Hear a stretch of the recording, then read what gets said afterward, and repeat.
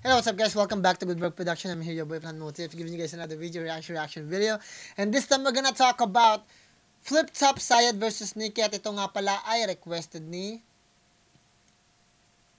Adolf. Ito yung requested ni Adolf Hitler. Sabi niya, isa na naman solid, boss. Pag may time ka, pa-review naman ng Sayad versus Nikki. Salamat, sir. Hindi ako nagre-review. Reaction video lang. Hindi ako nagre-review. Pag-review kasi, usisahin mo yun. Kailangan pa ng oras ng ilang beses bago ko, di ba? Tawag ito. Igawa ng video. Iba kasi, tingnan nyo sa description kung anong meaning ng hanapin ninyo. Reaction lang, yun, para mabilis lang tayo. Ganun pa man guys, gawin na natin to guys. Kung bago ka lang rito sa reaction video natin, huwag mo kalimutan na mag-like, mag-subscribe, i-share yung video natin, i-like mo para ma-recommend siya. Kung ayaw mo naman siyang i-share, i-like mo lang para ma-recommend siya sa banta. Ganun pa man, nagpapasalamat ako sa mga tao na dito pa rin nakasuporta, nag-aabang sa akin na makakuha ng makapanood ng video. At ganun pa man guys, maraming salamat palagi. Ganun pa man, hindi ko inatake mga paborito nyong artist, nagre-react lang ako, hindi ko sila kamag-anak, hindi nyo rin kamag-anak. Please, wag niyo seryosohin, habaan niyo yung pasensya niyo. Lagi ko sinasabi sa video, habaan niyo yung pasensya niyo. Nandito tayo sa facts, meaning at message. Nagre-react lang ako. Ganun pa man. Ganun na. Bago tayo mag-start, bigay ko lang yung pedigree ko. Music producer in California, Manawag engineer, at the same time, I'm master therapist. I'm a net master practitioner and applied psychologist. Gawin natin, guys, para makarami tayo. Sayad versus Nikki. I-like muna natin yan. Shoutout kay Enigma. And at the same time, guys, sa description, lalabas na mamaya, paulit-ulit, Plan Motif, paulit-ulit bago kong kanta nalalabas. Available na rin yan sa iTunes, Spotify, worldwide guys, saan mga streaming platform. At ganun pa man, kakulab natin dyan si Sir Joshua Marie. Checkin nyo yan guys. At higit sa lahat, tapusin yung video. Let's get to it! Hey! Use my game name and applied it in hip-hop. Bali, pinakaunang-unang na nakahook sa akin para mag-rap sa akin siguro yung Death Threat. Okay. Doon na-catch yung attention ko. Pagdating sa hip-hop, high school pa lang yung pinapakinggan namin. Flip Top Pagusgaray 4. Dito pa rin, Cap Auditorium, Davao City. Yep. Flip Top magigay para sa parating lalaban. www.fliptop.com.ph. Sa kanan ko, Digo City represent, magigay para kay Nikki. Ito yung first time ko mapapanood si Nikki Shout out reality sa mga tropa ko sa Cotabato, sa Bulgon, at saka sa Talayan, at saka sa Dos. At sa kaliwa naman, isa sa pinakamalupit, magigay para kay Teddy Bars. Teddy Bears. Ano yung Sayad?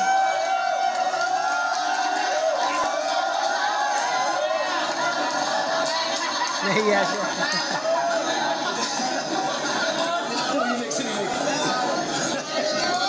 Shoutouts kay Teddy Bars. Siya dapat kampiyon kagabi sa tryouts. Niluto lang namin. Game. Take two.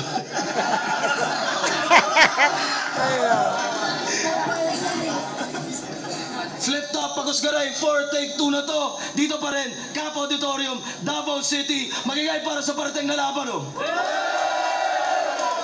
Shoutout sa Flip Top Mindanao staff, lahat ng MCs, lahat ng supportang tunay, live o online. Silipin nyo nga pala www.fliptop.com.ph. Ito, grabe yung laban na parating. Sa kanan ko, Digo City represent, magigay para kay Nikki. Supreme Vlog, shout out reality, tropa ko sa Cotabato, sa Bulgon, Maguindanao, sa Talayan, Maguindanao, sa Dos, Maguindanao. At sa kaliwa naman, Quezon City represent, magigay para kay Sayad. Shoutout sa mga taong naabala ko dahil pumunta ako rito kay Ryan Ramos at kay Rich Telmo. Tapos Ilustrado Pricing. Shoutout sa palagi kay Snub. Barb? Palagi ka?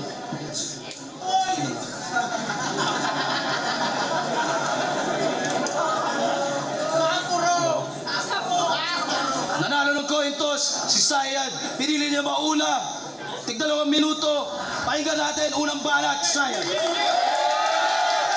Every single time, mauuna si Sayad. Magandang gabi, Davao! Amen po. At lalo na sa'yo, Nikki, maraming salamat. Kasi pinili mo ako kalaban kahit hindi nararapat. Dahil General Luna ka, talaga, komendyanteng sundalo. Pues para sa kalaman ng putang ina mo, nandito ka sa kalye ni Rizal at ako ang ng ilustrado. Okay. Pero sino nga ba naman ako para tumanggi sa isang magara na alok? 4 na araw bakasyon kapalit ng pagsalo ng mga hirit ni Barok na puro textbook jokes, Facebook quotes, nakala mo siya lang nakakasilip. Pag nakaani ng palakpakan, tuwang-tuwa, kala mo siya talaga yung nakaisip. O tumutulad ka lang sa mga tumutulad, ako'y pasimuno ng mga pasimuno. At kung bumagal na ang iyong pag-usad, ako nang ganap na magpapaguho. Ako'y nagbabalik sa pugad para muling magdilig ng mga puno. Sa pagmuya nitong pipet, hanggang dugo'y tumulo na tumulo. Okay. Pero batid ko, madalas mong kinukumpara yung sarili mo sa kabayo para sa katatawanan. Sana batid mo rin na nanggaling ako sa lugar na kung saan yung kabayo tinatapa pag di na masakyan. Kaya pag-igihan mo, kasi pag dumoble yung gutom ko sa mga ipaparinig mo sa akin, mamumulat ka nakababad sa asido, ganun kita sisikmurahin. Asido. Kasi hindi naman talaga nakakatawa yung mga pinaggagawa mo, pero nakakatawa ka. Hindi naman nakakatawa yung mga sinasabi mo, pero nakakatawa ka. Walang kung anong malalim na rason kung nagtataka ka na. Kasing simple lang ng anak ka ng nanay at tatay mo, kaya nakakatawa ka. Pero siya raw yung susunod na sinyo. Eh di wow. Sana nga, kasi yung style mo, bulok, ganun ka-easy. At pagtapos ka na, meron na namang susunod na sinyo, pero walang susunod na Nikki. At pagtapos na rin yun, Makes sense. Kasi meron na naman magkiklaim na susunod na naman siya kay Sinyo. Pero walang tao na magsasabi na ako yung susunod kay Nikki. Ang galing ng pagkakagawa din. Kasi maraming tagahan nga si Sinyo eh. at pagtapos na rin yun, magkakaroon na naman ng susunod na sinyo, pero wala pa rin susunod na Nikki.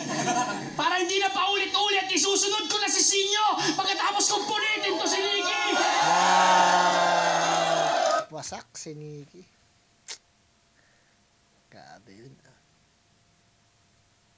Nagwawala si Sayad. Nagwawala si Sayad, guys. Nagwawala si Sayad. Tuloy natin. Tunog maligalig, siya naman yung unang nagpahiwatig, kaya kung meron kang pananalig, kapit lang. Kukunin ko yung hindi mo makuha, ganun kita papatayin ulit pagkatapos kitang mapaslang. Gagawin ko yung hindi mo magawa, pagsasama-samahin ko kayo mga humahadlang. Bad trip ba? Tamang inaalmoranas ka na, pero pinapakain pa rin kita ng mga salitang maaanghang. Ano paligoy-ligoy na naman yung mga sinasabi ko, masyadong paikot. Kasi yung pag-aalay ng karunungan sa mga mangmang, ako'y masyadong kuripot. Yung pag-iisip na bali, mas pinabali ko sa halip na mahilot. At pagkatapos na lahat, magtatanda ka sa madalas makalimot. Ano? Ang ganda ng ending na ginawa. Magtatanda ka sa taong madalas makalimot kasi ginamit niya yung flaws niya, yung kakulangan niya sa sarili niya, parang isang punchline. Ganda ng pagkakagawa niya sa akin. Big props dun sa gawa niya. Attacking direkta, wala nang creativeness masyado. Talagang poetic lang yung pagkakagawa. Simpleng words, makamasa, and at the same time, madiin. Maganda yung pagkakaproseso niya ng linya. And at the same time, mabilis i-digest. Tuloy natin. Malakas. Bihado si Nikki dito. Game! Chat! Unang laban ni Sayad sa Davao. Kaya Davaoeños, you already know the drill. Mainit nating salubungin si Sayad sa mamamagitan ng sabay-sabay na pagsigaw ng Sayad, amaw-amaw! Sayad, amaw-amaw! Sayad, amaw-amaw! Davao game! Siya daw si Ultraman. At kapag siya daw ay nagulat, kumukulog. Grabe ka iho. Kapag nagulat ka, hiling ko, huwag ka umutot. Baka magkaipo-ipo. Tapos, ginagawa niyang bala yung araw. Sabi sa isang obra ni Tanga, malala ka na talaga. Kasi kung dati-rati, kulang-kulang ka lang ngayon, mukhang sumusobra ka na. Is this your fault, Enigma?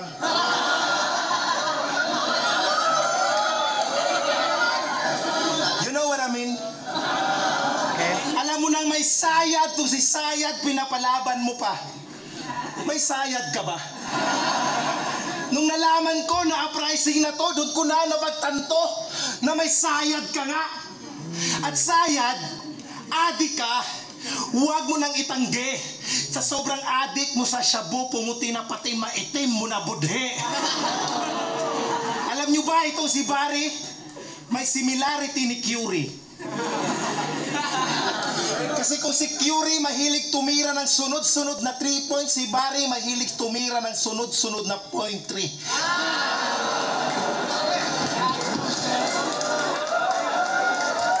Kaya tingnan nyo yung mata, sobrang dilat, mulat na mulat. Pag naging presidente ka, panigurado, aasenso ang Pinas. Kasi hindi ka mahilig sa kurap. Maganda yun ha. Kasi yung kurap at saka yung pagkurap ng mata, di ba? At isang malaking pagkakamali kung ba't sa tawag ko pumunta. Sa ika-11 palapag ka lumapag, mukhang sa tama kinapos ka. Kaya hit-hit pa, inom pa, hanggang sa maging paluka ako yung bossing na may titi ng kabayo at dilang de leon. Kaya wasak itong paloma. Okay. At alam niyo Gandang ba reference na. kung ano ang tunay na pakay Paloma. niya dito? Kasi may rape Ngayon case, diba? aking ibibisto. Ang makaharap, ang pang-apat na alas ng Mindanao. Ang siyang tanging ng motibo. Tapos na raw kasi sa kay Sak, Krega at Zero na binansagang Ryzen, Yumi at Mukoro. Kaya gusto niyang makaharap ang Eugene ng Mindanao na tatalo kay Taguro. Okay.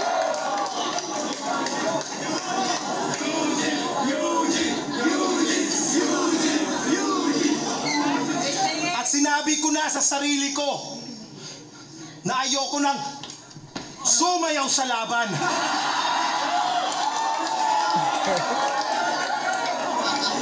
Pero pasensya, Enigma, kung di ko talaga kayang pigilan. Nagyabang kasi sa akin to pagkatapos ng ahon ni 8 Day 1. Nabalak niyang i-showdown si Lil Jan sa sayawan, di ba? May talent ka pa dala sa dancing. Pwede susubukan natin yan ngayong gabi. Davao Gang! Check, check.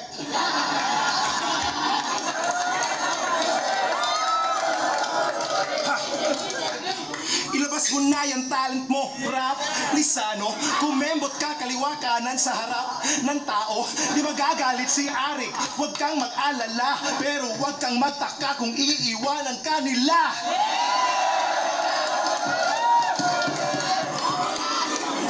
Okay.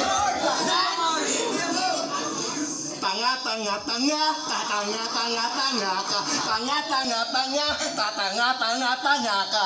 Gum-gum.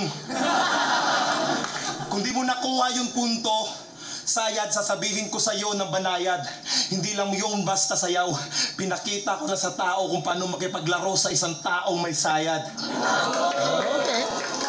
Maganda yung pagkaka-ending ni Nikki doon. Sa tingin ko nakuha niya yung first round. Kasi first time ko mapanood si Nikki, napaka-dragging ng gitna niya. So, hindi ko alam kung napansin niya ba't ang dragging nun. Napaka-dragging nung ano niya, yung first na atake niya hanggang sa gitna. Pero yung bandang dulo na, yung nagsabi na siya ng sabay, maganda na yung reference niya about sa Eugene, hindi na nagpaulit-ulit tungkol sa drugs. So sa tingin ko, na-appreciate ko na yung ginawa ni Nikki kasi very entertaining.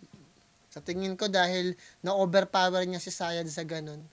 Tsaka yung influence niya sa Davao. So sa tingin ko, naka-apekto talaga yon. Although maganda yung pinakita ng Sayad, na-apektuhan talaga si Sayad dun sa ano. Matagal ko nang tinapos yung laro dito. Sinigurado yung siguro. Oo, nakalagpas na ako sa pinagmamalain yung Ryzen, Yomi at Mukuro. Yung round mo, muntik nang maging solido. Ang kaso, kitang-kita ko sa mga mata mo, nagsasalita ka laban sa akin habang alam mong wala na akong kailangang patunayan sa putang ina mo! Okay. Oh, ayoko nang gumalaw. Kaya madalas ang labas nagagahol. Pero yun na nga rin mismo yung punto. Hindi na nga ako gumagalaw pero marami pa rin naghahabol.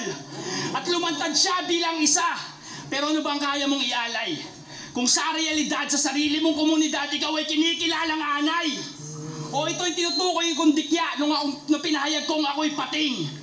Nung ako ay nagpakahayop, walang naging kasing. Habang ikaw nagpapaka-albularyo ka pa, magmukha lang magaling. Naninita sa pagiging tunay. Parang naranasan mong maging. Kapal lang ang mukha, di ba? Pero syempre, rap battle eh. Motto niya, no guts, no glory. Pero tamang sa totoong buhay, pag sinapak siya ng bigla siya pa atang magsusorry. Kaya sa kaso mo, mananatiling shit yung shit at hindi magiging holy. Kahit gaano katigas yung mga bara mong maispit ay lumalabas pa rin na corny. Ano, generic? Bakit? Kasalanan ko ba? Meron ka bang bukod tanging katangian? Meron kang konting abilidad pero wala kang kredibilidad para manitaan ng kamalian. Meron ka sanang direksyon pero wala kang paninindigan. Kaya nasan ka na ba? Kung nasan ka man, wala ka sa katwiran. Pero natural, ilulugar kita. Ilalagay kita sa sakto. Sinabi kong ako yung il ng ilustrado kanina, pues ako rin yung ritmo ng kampo. Kaya laglag na yung mga bola. Tapos na ako sumargo. Kung may kapulisan dyan sa paligid, simulan nyo ng rumadyo. Hindi para sagipin ka, salip para tiyakin na. Di ka na makakatakas o makakalaya. Gagamitin kitang kasangkapan para muling magbigay takot sa mga hindi na naniniwala. Balik tayo sa pugot ulo! Sinaunang tradisyon na sinaunang daigdig. Pero sa pagkakataon na to, sisimulan ko sa paa, sa tuhod, sa bewang! Leg! Welcome to Battle Rap. Hindi! Pasensya na kung medyo nalito. Ginoong Jonathan Vivas. Maligayang pagdating sa mundo ko. Masyado bang mabilis sa mga nangyari, di mo na nagawa pang umaray? Huminga ka. May susunod na round pa ako, hindi ka pa pwedeng mamatay. Very visual na ginawa ni Sayad.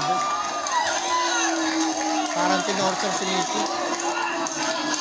Hindi natin yung gagawin ni Nikki. Bigat din nun, ha? Kasi nagmistulang, ang ginawa ni Sayad, nagmistulang statement siya eh. Parang yung sinaunang balagtasan na nakaharap mo lang si Nikki pero parang hindi niya na kailangan pang tirahin si Nikki. Parang sinasabi niya lang yung kasiraan ni Nikki. Yung parang wala nang punchline, basta sisirain kita dito. Parang ganun. Nagmukha siyang testamento statement. Hindi lang basta statement pero nagmukha din siyang parang balita na paano niya kinaladkad si Nikki, paano niya binalasubas, paano niya binastos, ganun. Ang ganda ng pagkakagawa ni Sayad kasi very, very defined yung pagkakagawa ng estilo na nilathala niya para sa utak natin. I mean, hindi siya yung typical na parang kailangan may 4-bar setup. Talagang nilabas niya yung sarili niya doon sa idea na yun at nagbigay lang siya ng putang sisirain kita ngayon. Wala nang pa siya. Dire-diretso to, sisirain kita. Parang ganyan. Ipapakita ko ng visual at sasabihin ko yung mga bagay-bagay diretso sa mukha mo. Ganun. Para siya nakipag-usap sa tao kung ano yung kasisira niya. Parang ganun. Pakahusay. Game! Yung kilala ko sa... Kasi yung traditional na laban, kailangan mo ng setup, kailangan mo ng punchline, kailangan mo ng ganito. Yung ginawa niya, para siyang statement eh. Hindi siya question, hindi rin siya statement siya ng second round na ito yung kasisira, napakahusay. Sayad dati, eto, may sayad pa rin at di na nagbago. Walang improvements na makita, kaya sa kapansanan nagtago. Kaya sa kapansanan nagtago, puro stutter, choke, sigaw, laging pinapakita sa tao para kang si Snap Darwin sa tuwing nagbebenta ng ukay-ukay online. Kasi wala kang pinapakita na bago.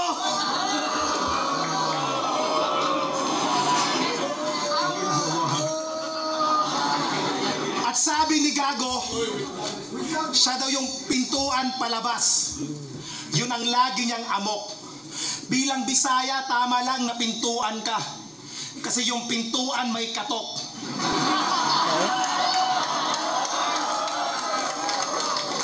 At malaman tupok, tulirikal. Kapag yung sulat ko, ginamitan ko ng mental. At malamang bulok ka sa ospital. Kapag ang pinag-usapan ay mental. Pumunta ka sa Davao Wakeboard Park o sa UP Davao kung gusto mo maging normal. Teka, di pala taga Davao to. Ang ibig kong sabihin, kung gusto mo maging normal, pumunta ka sa mental. Hangal! Ang paglait sa mukha mo, promise, sinubukan ko magpigil. Pero pasensya na sa'yo kung sisitahin ko yung mukha mong tinubuan na ng bilbil. Napansin ko kasi, habang tumatagal sa battle, ikay nagiging pabaya. Mula nang nakapasok ka ng uprising, kumapal na ang iyong mukha. Okay. Wala daw kasi problema. Kahit ilang beses pang mag-choke kasi, uprising ako. Bibigyan pa rin naman siya ng laban ni Enigma kasi nga, uprising ako. Laging may slot sa isa buhay kasi nga, uprising ako. Wala ka ng ibang maipagyayabang dito sa salita, bukod sa salitang, uprising ako. Sobrang joker mo, bro. Sa larangan yan, isa ka sa pinakamatindi. Kaya kahit gaano pa kalakas yung linya mong pinakawalan, naging pinakawalang silbi. Pero magaling naman daw siya sa freestyle. Sa katunayan, yung freestyle niya na pagkakamalang sulat, napakahusay. Pero sa tuwing nakakalimot ka, yung sulat mo, na pagkakamalang freestyle. Okay. At bye! Pagod ko'y pawing-pawi. Paglaban mo maling-mali. Uuwi kang sawing-sawi, kaya wala munang bati-bati. Tama ang sabi-sabi na kay Nikki ka maning-mani. Kasi pagkatapos ko tong balatan, makikita nyo tong hati-hati. At sobrang bigat mo na sa liga. Kasi ulo mo'y pinatungan na ni Enigma ng kwarta. Kaya saksak sa dalawang mata. Ganyan ako kumita ng pera. Putol sa magkabilang paa. Kaladkad, papalayo habang umiiyak to. At dugo mo na lang ang magsisilbing gabay kapag binalak sundan ng anak mo yung yapak mo. Okay sana yung ginawa ni Nikki pero napaka-dragging. Tapos gumawa pa siya ng ganun. Para nagmistulang copycat tuloy yung ginawa niya. Kasi ginawa ni Sayad yun na mas may intensity, na mas mayroong intention, tapos more klaro, tapos more ano pa. Well, here's the thing though, na gusto kong ipakita sa inyo. Minsan yung style talaga, parang kinakatawan niya yun. Ang hirap i-explain pero yung style talaga na yun magiging para sa'yo. Tapos pag ginamit mo yung style ng kalaban mo o gumamit ka ng ganong klase ng estilo, tapos tinapat ka sa isang tao na yun talaga yung mismong style niya. Kaya pag sinabi mong ba't hindi ka nagpapakita ng bago, ganun talaga siya . Yun yung estilo niya, solido. Ibig sabihin, tawag dito, original breed. Wala siyang halo. Original talaga siya. Kumbaga yung style ni Sayad, kanya talaga.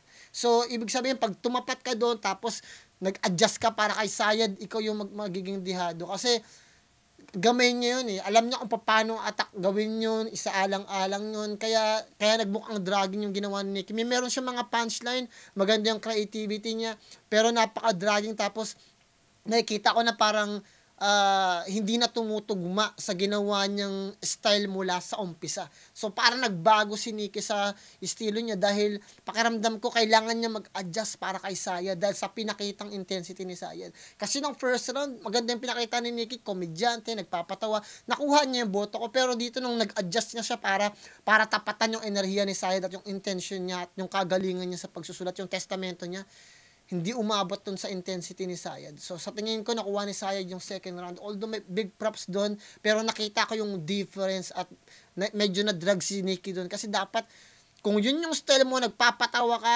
mag-stick ka dun.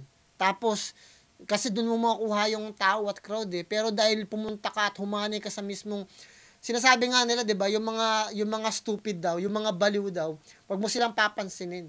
'Di ba? Kasi pag yung mga, 'di ba, may mga matatalino, may mga tanga, 'di ba? Pag pinatulan mo yung mga tanga, pag pumantay ka sa level nila, doon ka nila babastusin. Kasi tanga sila eh, lugar nila 'yun eh. So kailangan pag matalino ka, hayaan mo sila yung sumabay sa'yo. Eh, nandito si Sayad sa taas, Sayad siya, andito si Nikki, just an example lang. Tapos, pinuntahan niya pa si Sayad dito sa level niya, gamay ni Sayad tong level niya eh. Dapat hindi siya pumunta doon. Yun yung nakikita kong dahilan kung bakit nakuha ni Sayad yung part na yun. Pag sumabay ka doon sa agos ni Sayad, na mismong domain ni Sayad, pag sinabi ng domain, yung parang yun yung mismong lugar niya, yun yung mismong style niya, yun yung mismong tinatawag na genre niya, 'di ba? Yun yung style niya talaga. So pag sumabay ka doon, matutupok ka lang, mapapahiya lang, magiging tasteless at baseless yung style mo kasi hindi yun para sa'yo. Ang kumakatawan nun si Sayad. So ang nangyari, parang ang lumabas, parang naging reflection lang yun ng ginawa ni Sayad at nagputol ka pa, gumanon ka pa, parang siya, parang hindi ko alam kung nag-gets yung gusto kong sabihin, pero nakuha ni Sayad yung part na yun. Kaya na-dragin, nakikita ko na unang-una, ang lakas ng sigawan ng mga tao, tapos pawala. Kasi parang nangyayari, parang nag-iiba na yung style ni Nikki kasi nag-adjust na siya kay Sayad. At dahil doon, nakain siya ni Sayad. Yung mag-adjust ka sa kalaban mo, hindi mo dapat gagawin yun. Kasi kalaban mo yun eh. Kailangan mong manindigan sa kung ano yung style mo at makita yung diferensya. Kasi meron tinatawag na style eh, di ba? Yung style ni Sayad at style mo, dapat ipakita mo kung anong klaseng style meron ka. Once na nag-adjust ka para kay Sayad, pinakita mo na mas better sa'yo si Sayad. Kaya tumaas yung value at yung status ni Sayad doon. Second round, nakuha ni Sayad. Third round. Mukhang nagulat siyang makita yung sarili niyang nasa dulo ng hindi gumagalaw na pila. Bakit ba nagkaganto? Sang parte ka sumalto. Yung nangyayari ba'y mali na? Tanda mo bang binaba ko yung hatol? Winasiwas ko yung karet tapos yung ulo mo hinila? Bakit kasi pumatol? Ngayon di mo mapagtanto kung panaginip na lang to, ang panaginip yung kanina. Total, bago lumamig yaong mainit ay dumadaan pa sa maligamgam. Sige lang, pakiramdaman mo lang kung meron ka pang pakiramdam. Tapos, sige, tara! Kung sa tingin mo dinugas ka sa buhay mong ipinusta, bukas, tayo, sara! Kinalimutan ako dun kasi naaalala ko yung every time na sinasabi niya, bukas, tayo, sara, parang narinig ko na siya dati. Tuloy natin. Saan ito papunta? Kasi malinaw na wala sa kung gaano ka kakupal. O malinaw na wala sa kung gaano ka kakupal. Di ka parang magreklamo kung daan ay masukal. Sinolusyon sa pait, mangumit ng asukal at bilang kapalit, yun na rin ang ipangbubusal. Kaya hindi ka dapat naniniwala sa mga nagsasabing pangit ka. O di ba ang tamis? Ikaw yung pinakamagandang hayop sa balat ng lupa. At yung balat ng lupa ginalis. At kung usapang mabangis, tsak maraming mapapateka, ako'y chemical alis sa Araneta habang ito si Princess Thea. Paano yung content niya? Pang rated K. Yung boses, pang rated X. O may hindi pa ba siyang ayon? Sumayaw siya, mala X Bijensan. Tapos yung flow pang X Batalyon. Lisensyadong hinyero. Kaya kahit yung mukha pang mugshot, kung praktikalan lang sa buhay, si Jenny Idol naka-jackpot, yeah! Pero sa kabila ng tagumpay siya, lumaking puno ng ngit-ngit, o lumaki siyang sentro ng tukso, nakasanayang mainggit, para sarili mabitbit, kahit sino hahamakin. Wala kang kinikilala, tapos gusto mo ikaw ay kilalanin. Matalino, pero mas sabaw. Kaya mailap yung respeto kahit anong gawin niyang pagpapabibo. Halimbawa na lang yung salip na dalin mo sa Luzon, yung Galawang Mindanao, yung Galawan sa Luzon, ang dinadala mo dito. Pinili niyang magputa, pero siya'y nasingil pagkatapos siyang mababuyin at ikama. Kaya hindi ka na dapat magtaka. Ang laking bagay ng sinabi niya na parang taga Mindanao ka, dapat yung ugaling Mindanao ang dadalhin mo, hindi yung ugali ng mga nasa Manila dadalhin mo dito. Kasi lumalabas doon na parang hindi ka proud sa kung anong meron ka. Laking bagay din. Kung sa Mindanao Project, hindi ka na isama, ganun ka kasupot!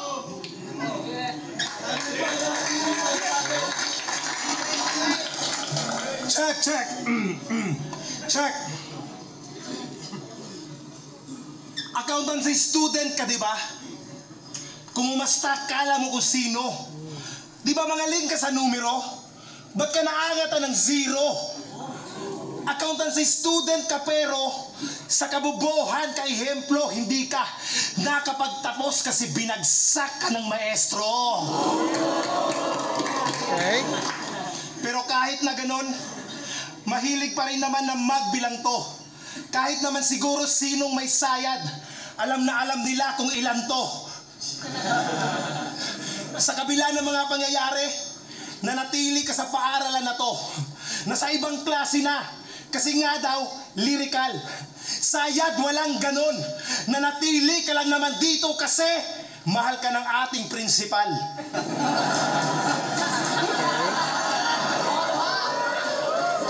At ang ating guidance counselor.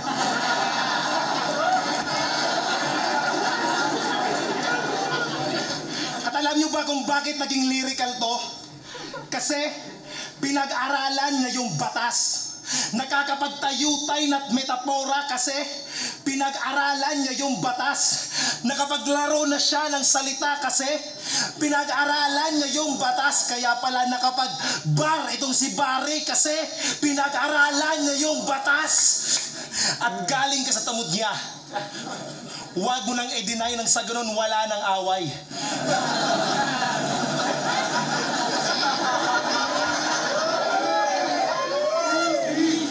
Ikaw yung unang anak ni Batas sa labas nung nakahiligan niya kumantot ng nanay. At nilisan mo ang kampo. Naghanap ng panibagong hukbo. Sumama ka sa Batas kasi sa talas ka natukso. Kung kayo sina Rizal, Marcelo at Mariano, lagay nyo sa akin delikado kasi ako ang rifle, TB at sakit sa puso na papatay sa ilustrado. Okay. At sabi ni Gago, nung laban nila ni Krega, putag galit na galit. Sabi niya, paano mo nalaman na kulay pula yung bulbul ni Hizuka?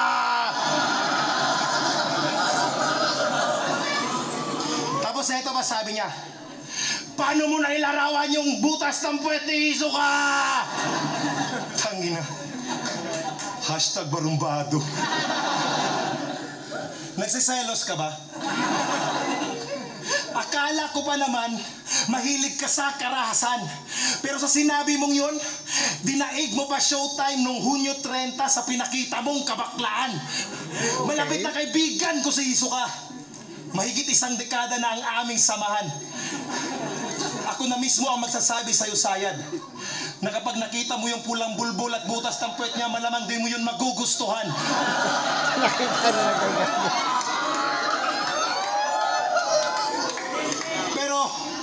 Pero kung gusto mo talagang malaman, sasabihin ko na sa'yo nang di ka na talak pa ng talak. Yung butas ng puwet ni Hizuka parang ikaw ngayong gabi pagkatapos ng laban kasi wasak na wasak. At binabaliktad ko ang mundo ng kahit sino na sa dibisyon namin walang galang. Hindi ako sanay sa sikat, masanay ako sa kadiliman. Hindi umaatras sa laban itong paniki ng Mindanao kaya Rick. Sabihin mo sa Joker na kung hinahanap niya ang tunay na Batman, pumunta lang siya ng Davao. Ang ganda ng pinakita ni Nikki. Sa tingin ko nakuha niya yung third round. Gahibla lang. Kasi sa totoo lang, mas intricate at mas original yung ginawa ni Sayed. Pero nakita ko yung entertainment at saka yung puso ni Nikki dun sa ginawa niyang linya sa rounds niya ng third round. So sa tingin ko nakuha na Nikki yung third round para sa akin. So first round and third round bibigay ko kay Nikki. Pero kung manalo man si Sayed, parang almost pareho lang din eh. Kasi sa totoo lang, di ko alam pa paano ihusgahan ng mga tao yan. Kasi at the end of the day, parang nagkaroon ng clash ng estilo. 'Di ba? Masyadong intense yung ginawa ni Sayed, tapos yung kay Nikki parang pabibo. Pero syempre, kung titignan mo sa battle-wise, ano ba yung mas karapat dapat, yung intensity, yung pabibo lang. So, pwedeng pag ginamitan natin ng clash ng estilo, yung sinasabi ko kanina sa second round, pwedeng manalo si Sayed. Pero kung pagbabasihan ko sa entertainment din. Kasi sa tingin ko, meron din naman puntos yung entertainment. At kahit naman hindi ganun kalakasan yung punchline, ma-appreciate ko pa din. Kasi sa tingin ko, nandun yung puso niya doon sa style na yon. At minimin niya naman. Minsan kasi kahit gano'n pa creative yung linya mo, pag hindi mo minimin yung sinasabi mo, parang hindi mo mismo na-appreciate yung sarili mong linya. Hindi ka tunog convincing eh. Pero sa tingin ko, tunog convincing si Nikki dahil minimin niya yung sinasabi niya. So I think nakuha ni Nikki yung mismong laban na to. Pero manalo si Sayad, parang almost pareho na rin din. Kasi ito yung mga laban na parang hindi tama ipagkumpara eh. Kasi iba yung style ni Nikki rito, na expose siya sa second round. Tapos iba rin yung style ni Sayad. So pag pinagtabi mo sila, parang may posibilidad na manalo si Sayad base sa estilo na ginagawa niya. At pwede man manalo si Nikki dahil sa estilo na ginawa niya. Pero para sa akin, ito yung tumatakbo sa isip ko. Sa tingin ko, panalo si Nikki dahil maganda yung pinakita niya. Para sa akin, overall performance lang para sa akin. Pero pagdating sa punchline, almost pareho lang naman. Gahibla lang. Tuloy natin, guys. Time lang na mag-iay para sa namin yun! Guys, I'm sorry guys, okay masasaktan sa sinasabi ko. I'm just trying to be real. Kasi ayoko naman na magsasalita ako tapos parang hindi ako nagpapakatotoo sa inyo. Yun na, tuloy natin. For Nikki versus Sayad. Kung nagustuhan niyo yung laban na yun, mag-iay isang beses para sa kanilang pareho.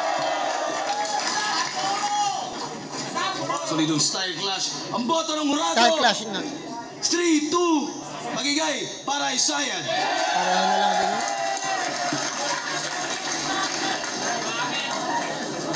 Hindi na Raguna. Shoutout sa lahat.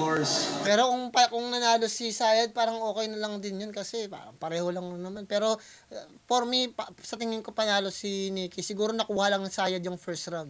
Pero sa akin kasi, yung sayaw ni Nikki yung nakapagdala. Pero kung hindi nagsayaw-sayaw si Nikki doon, hindi niya makakuha yung first round. Pero sa akin, syempre, nakakatawa siya para sa akin. So, sorry guys, kung hindi niyo gusto yung binigay kong resulta. Minsan talaga hindi natin mapipredict lahat eh. Pero personally, gusto ko talaga manalo si Nikki. Pero kung matalo man siya, hindi naman yung kabawasan ng pagkatao niya. Magaling naman si Nikki at I'm not taking away anything from Nikki at Sayad. Tingnan natin. Teddy Bar sa Tropa sa Buldon, sa Cotabato, sa Maguindanao. Gusto ko tuloy manood ng mga laban ni Nikki kasi very entertaining. Ngayon ko lang siya na-appreciate. Yun na pala guys, maraming salamat guys since panalo naman si Sayad. Ganun pa man guys, galingan nyo sa lahat ng bagay na gusto nyo gawin sa buhay nyo, sa pamilya, mga kaibigan nyo, mga tao na nakapaligid sa inyo. Tigil sa lahat, magdasal kayo palagi. Plan motive nga pala ng Good Vlog Pro, bibigyan ko to siguro ng 8 yung laban na to kasi hindi man ganun ka-intense, wala tayong masyadong napag-usapan. Masarap kasi may nagbibigay din tayo ng informasyon, di ba? Ganun pa man guys, sa description nandun yung channel ko. Check nyo lang, bukas paulit-ulit featuring Joshua Maria at ang inyong lingkod. Check ninyo yung bago kong kanta at lalabas na yun sa all streaming platforms. Ingat kayong lahat dyan. Peace out.